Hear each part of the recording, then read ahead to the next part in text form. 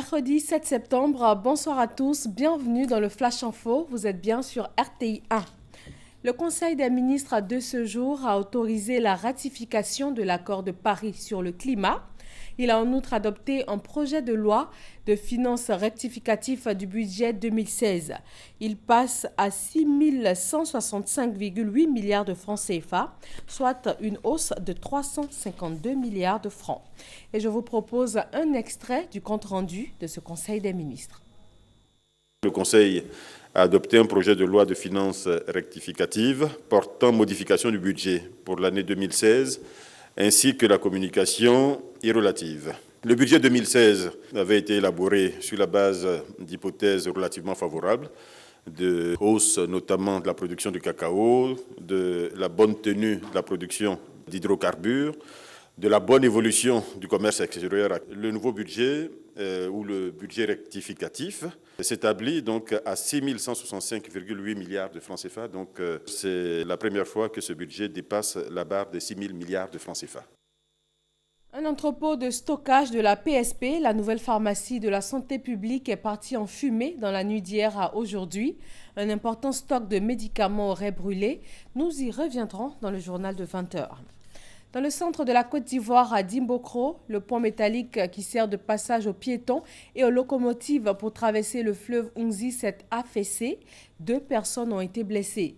C'est arrivé hier mardi lors du passage d'un train de marchandises composé de 21 wagons. Il venait d'Abidjan en partance pour Ouagadougou au Burkina Faso. Ce pont, vieux de 105 ans, aurait tout simplement cédé sous le poids du train. Nous sommes à J-5 de la Tabaski 2016. Les autorités ivoiriennes ont décidé de soutenir les acteurs de la filière bétail afin de faire baisser les coûts d'achat des moutons. Mais les mesures prises, notamment la réduction du prix des enclos aménagés pour accueillir les bêtes, ne semblent pas agir sur les prix pratiqués. La Fédération de l'Union régionale des éleveurs et marchands de bétail plaide alors pour la réduction des prix du mouton. Un juge ivoirien à la tête de la Cour africaine des droits de l'homme et des peuples. Sylvain Oro a été élu président de la Cour le lundi 5 septembre dernier à Arusha en Tanzanie. Il entend insuffler une nouvelle dynamique à la Cour africaine des droits de l'homme. Adama Koné.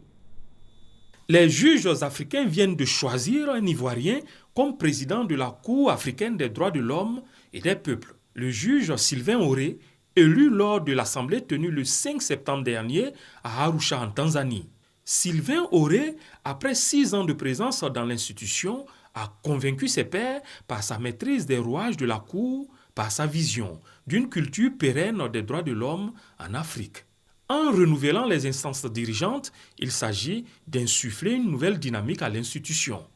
Désormais à la tête d'une équipe de 11 juges, l'Ivoirien Sylvain Oré devra compléter et parachever le mandat de protection de la Commission africaine des droits de l'homme et des peuples.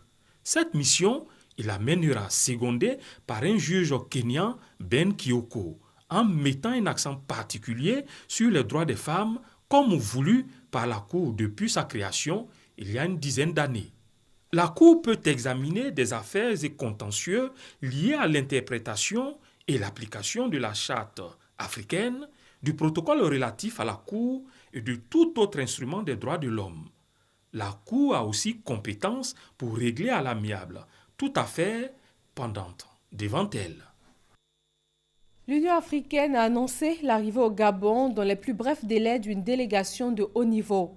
Elle doit tenter un début de médiation dans la crise politique que connaît le pays depuis la réélection contestée d'Ali Bongo Ondimba. Sport pour terminer, direction le Brésil. Les Jeux paralympiques d'été de 2016 s'ouvrent ce 7 septembre. Au programme de ces Jeux paralympiques, plus de 4000 athlètes qui vont compétir jusqu'au 18 septembre. Ils sont repartis dans 23 sports différents sur 528 épreuves. 5 athlètes y représentent la Côte d'Ivoire. Ils concourent dans 2 disciplines, la dynamophilie, qui comme l'haltérophilie consiste à lever des barres, et aussi l'athlétisme. Voilà, merci de nous suivre. Le journal à 20h sur RTI 1.